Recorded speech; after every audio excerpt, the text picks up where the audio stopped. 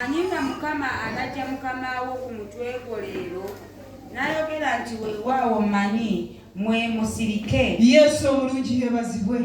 Haleluya. Amen. Basebo n'ekyo kyali kibiina. That was also semantic. Bayibuli etugambye nti wakati mu muvu Eliya ne Elisa. In that story, ng'agenda okutwalibwa. Elisa ng'alina ky'ayagala okuva Eliya. Elisa wanted to receive something from Elijah. Waliwo amaloboozi agava mu kibiina. There was a voice that came out of the mountain. Amaloboozi gajja eri Elisa naye nga gava mu kibiina. The voice came out to Elijah. Abasajja bano nsuubira tebajja kumugamba nti lwakuba bamulumirira. This man did not come to tell him because naye balina golo yaabwe gye baagala but they had the ambition to tell this man. Hallelujah. Amen. Laba bajja bamugamba So they came and told him, nti okimanyi. do you know? Hallelujah. Amen. Nga we banaakugamba. As someone can tell you. Kati tukangereze ku Anita. Let me try to refer to Anita. Kati kangereze ku mwami wange n'ekyusiza. Let me refer to my husband. Ne bajja ne baŋŋamba nti naye manyi mama Anita. They come tell Mama Anita, baawo mubbi. your husband is a thief. Yesu omulungi yebazibwe. Amen. Naye ng'ekyamazima ngambye nti mubbi ye alina ky'anoonya. But the fact is, the one has told me that kati kisigadde eri okusengejja. It is upon me mubbi to measure and see. Male okunoonyereza. Is he a thief? Do I need to investigate? Oba ansanga nsibye ebigunga mugabangambye oli mubbi. Yajja okugamba balina ekigendererwa. One comes to tell you has a reason. Batulaga nti bano abamugamba. And it is seen that those who told him balina ekiruubirirwa kyabwe. they had their own ambition. Baali baagala okumubalamu amaanyi. They want to discover him. Mission ye gyaliko efe. That he may lose his place. Bamugamba addamu osome. You read it? Olwokusatu awo abaana b'abannabbi abali e Beseri ne bafuluma eri Elisa ne bamugamba nti omanyi nga mukama anajja mukama wo ku mutwe leero n'ayogera nti weewaawo mmanyi mwe musirike. Yesu omulungi yebazibwe. Bwe babimugamba yabagamba nti bye mwogera byonna mbimanyi era n'ayongerako n'okubasirisa nti kibiina mwe musirike mulekeraawo nate okubaako kye mwogera eri obulamu bwange. Nze mmanyi bwe nakkiriza, nze mmanyi wendaga, sisobola kusubwa opportunity eyo kyese tesobola kunsubwa. Lwaki yaddamu bw'atyo? Why did he reply in such a way?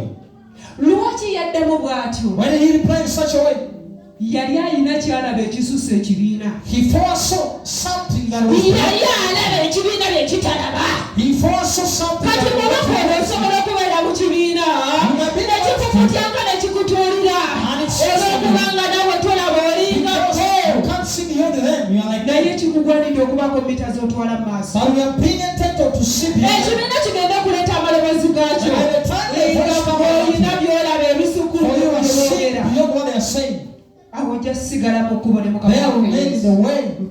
Bayibuli etugambye nti yabagamba nti mmanyi mmwe musirike. Kati okuggyako nga naawe bakuyiira obuugi. Unless you are being poured on porridge. Nga Sitaani bwe yakola Yesu. As the devil did to Jesus. Amala omuwangula wano ate n'amugamba nti kati ekibuga kino kati. After overcoming this saying, oh, this city belongs to me.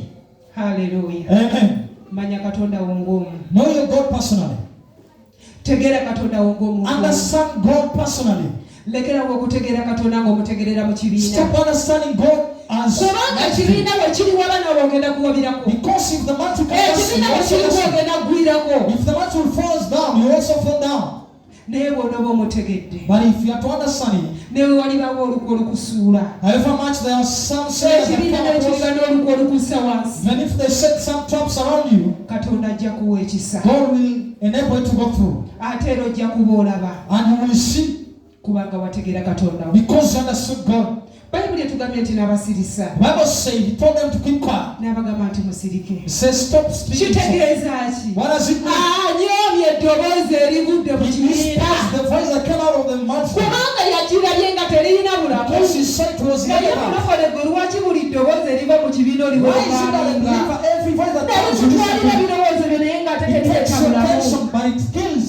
Hallelujah. Amen. Mulowooza abakyala twandikubaganye ku mizigo.